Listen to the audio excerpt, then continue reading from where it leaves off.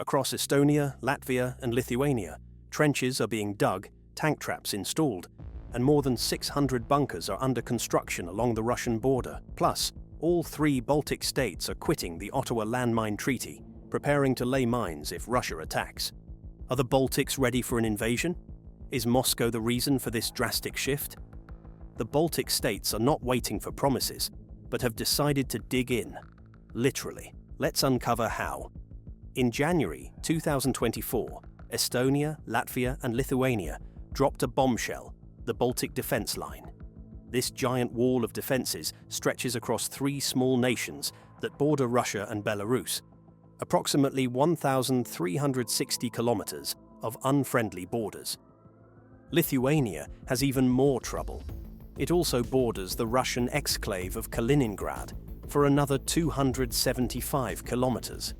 And then there's the Suwałki Gap, a tiny 90-kilometer stretch that NATO generals call the most dangerous place in Europe.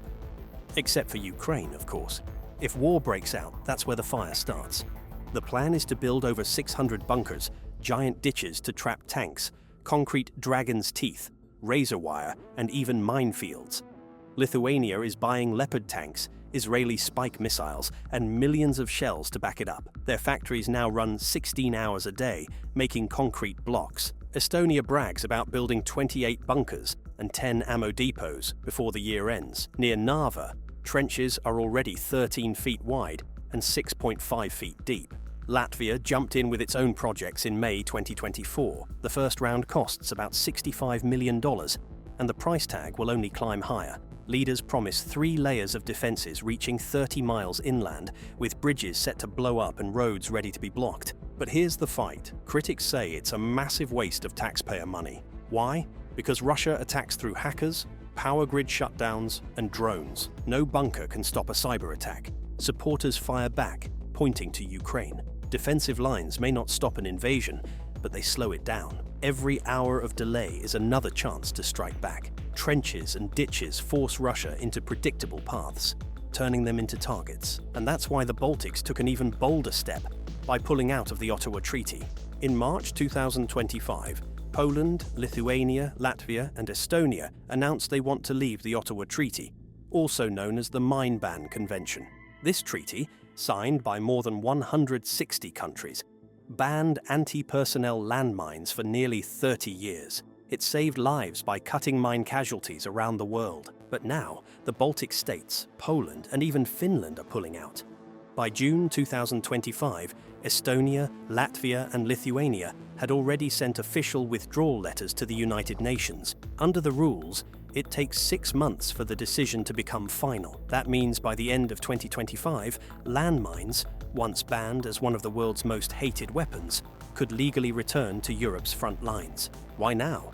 The simple answer is the war in Ukraine. Russia never signed the Ottawa Treaty and has used massive numbers of mines across Ukrainian battlefields. According to experts, Ukraine is now one of the most mined places on Earth. The country has possibly millions of mines scattered since 2022. NATO experts say Russia is boosting its army to 1.5 million soldiers and could have up to 9 times more heavy equipment than the Baltics within a few years. Against that, these small nations with a few million people need every tool possible to slow a Russian attack. But the move is sparking outrage. Human rights groups say landmines don't stop killing when wars end. Mines destroy farmland, block rebuilding, and leave children at risk for decades.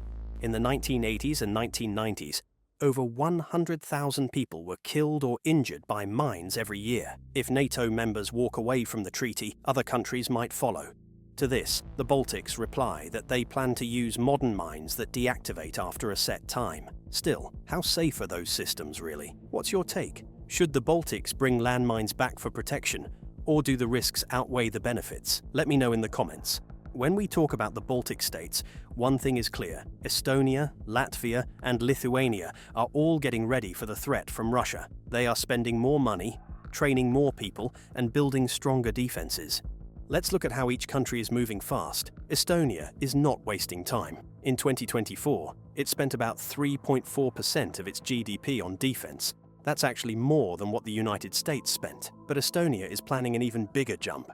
Between 2026 and 2029, it wants to spend at least 5% of GDP on defense every year, with about 2.8 billion euros in extra funds. That's a huge step for such a small country. On the border, the Estonian government has already put 4.4 million euros into building the Baltic defense zone. But that's only part of the plan. Between 2026 and 2029, the Estonian defense forces will get more than 10 billion euros. That money will create the first air defense brigade, an artillery regiment, and a new military base in Narva. Estonia is also buying stronger weapons.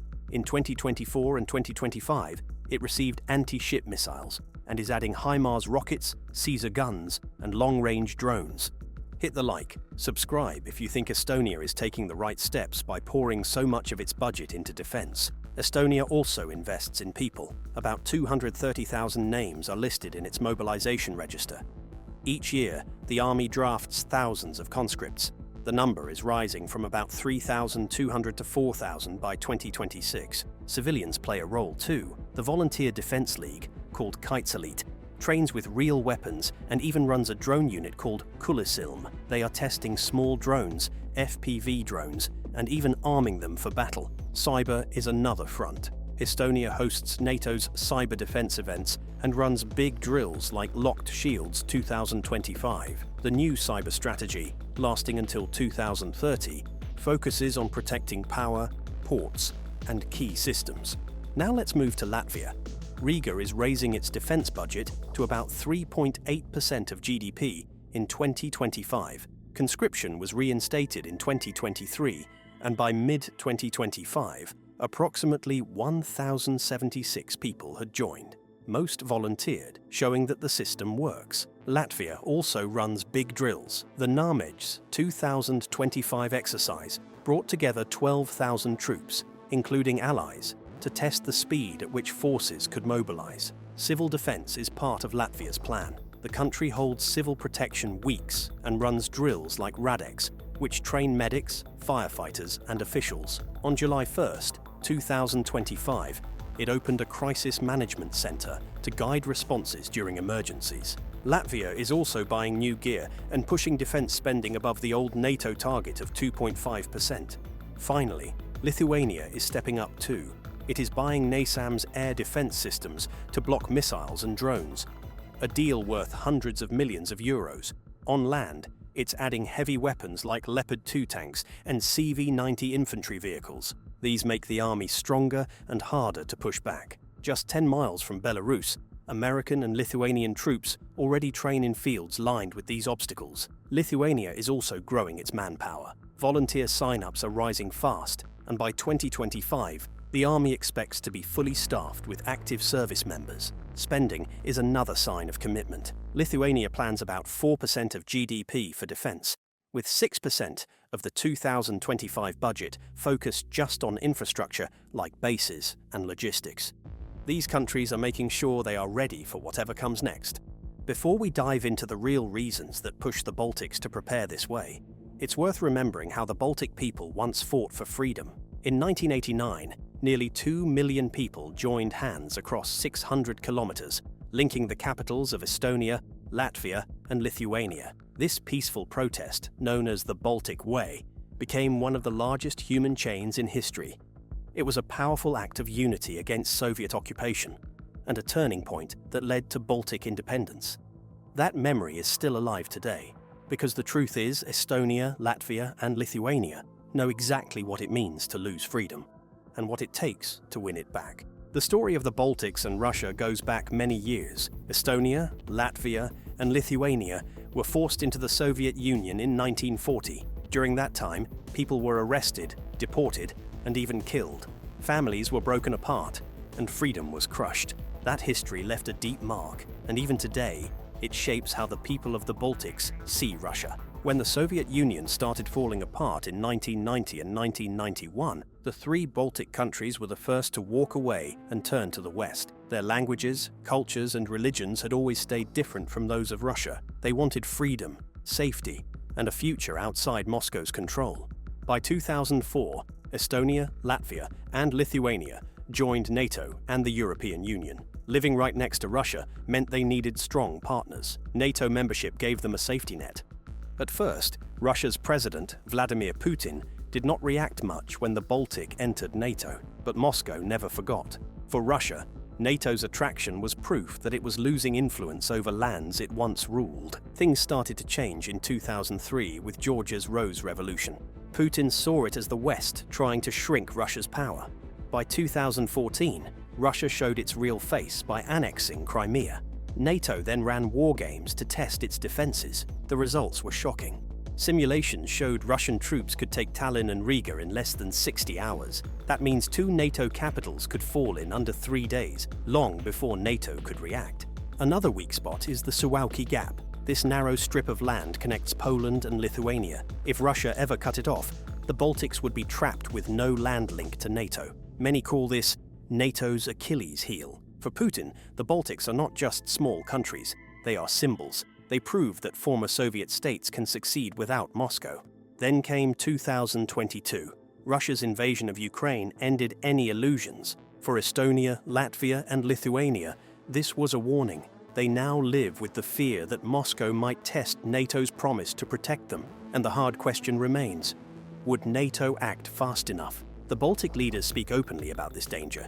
Many of them grew up under Soviet rule. They know what Russian control feels like, and they warn their people about it. Surveys show that most Europeans, and especially the Baltic people, see Russia as a real threat. In the Baltics, the fear is much higher. They expect trouble if Moscow keeps pushing forward. The Baltics have not forgotten their past, and they know their future depends on staying alert. On one side, Russia says it wants normal relations with the West, but at the same time, it is building up its military faster than any NATO country. If this is about peace, then why is the Kremlin pouring billions into war machines? This is why Lithuania, Latvia, and Estonia are laying dragon's teeth and walking away from peace treaties. But here's where it gets messy. President Trump at the last NATO summit in The Hague praised allies for upping spending to 5% GDP, yet his team also said the US focus will shift to the Indo-Pacific. Translation: fewer US boots in Europe. For the Baltics, this is terrifying. Can Estonia really trust Washington to come if Russian troops cross the Narva River? So here's the reality. The Baltics are turning themselves into fortresses because they believe they have no choice. But is this true security, or just buying time?